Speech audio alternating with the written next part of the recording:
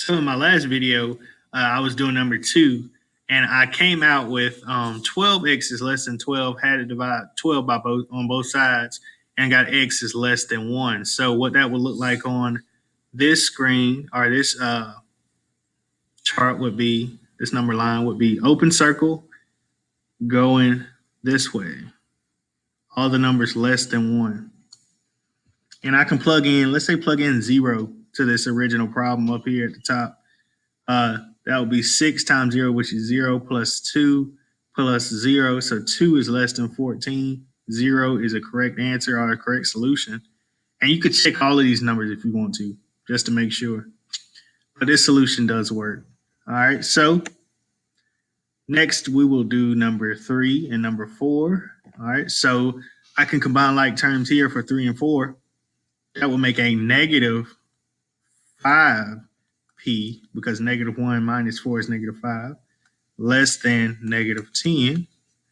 I can divide by a negative 5, divide by negative 5, and I will be left with, this cancels out, I'll be left with p is greater, or I'm sorry, less than now, because I divided by negative. Don't forget that step or you'll get the wrong answer. Flip it around when you divide by a negative number. And this is now 2. So p has to be any number less than 2. I can put an open circle. Why? Because it's not less than or equal to, it's just less than. Any number less than 2. Okay? And I'll leave it up to you guys to check that solution. Next, let's go with this one. 5k plus 4k is 9k. Here we have greater than or equal to 18. Divide by 9. Why? Because I want to get that variable right there by itself, so I have to get that 9 off. So divide by 9. Now you have 18 divided by 9 is 2, and 2 is greater than or equal to k. Now notice the sign stays the same because I'm not dividing by a negative this time. And also it's a greater than or equal to, so I fill it in, I shade it in on my number line this time. And it's greater than or equal to, so I have to go this way. All right, let's try a number. First off, let's try 2 because it's a closed circle. So if I put 2 in, this will be 5 times 2, which is 10, plus 4 times 2, which is 8. So 10 plus 8 is 18, and equal to sign there. So 2 is correct. Now let's check this side to make sure it's correct. 3, let's plug in 3.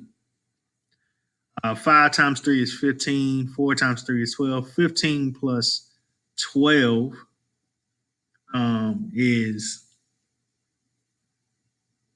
15 plus 12 is 27. That's not less than 18. So did I go the correct way on this? All right. Did I go the correct way? No, I did not. I keep getting tricked by my arrow sign here, which is something you should not do. Make sure you get that arrow sign correct. That's why we check our work. I should have caught that at the beginning. Less than here. Our variable, and notice the variable is less than. The variable is on the less than side, right? 2 has to be greater than this variable. So all these numbers less than 2 would work. So let's check 0.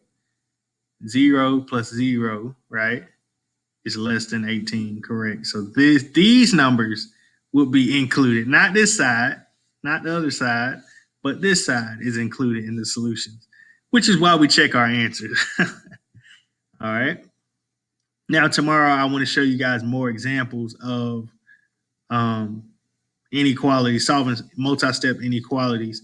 Of course, we're going to get into more with distributive property and a little more steps. These are the beginning steps here for numbers 1 through 4, which are a little more simple than what we'll get into later on. Okay, so those are your 4 examples for today. Make sure you guys watch, well, of course you're watching this video. Make sure you guys finish the worksheet that I post, and also make sure you're doing the assessment this week.